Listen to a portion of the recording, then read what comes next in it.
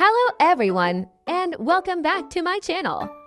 Let's get started on today's lesson. Today's Chinese vocabulary is about jobs and occupations.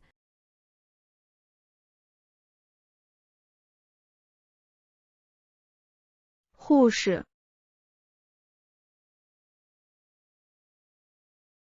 护士，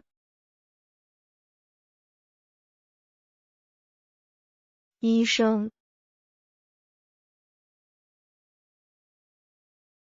医生，牙医，牙医，外科医生，外科医生，兽医，兽医，救生员，救生员，警察，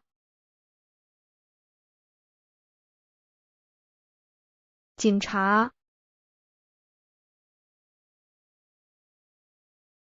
消防员，消防员，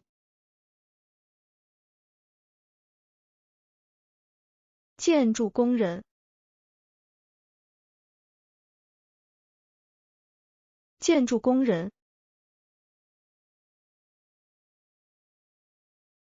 包工头，包工头，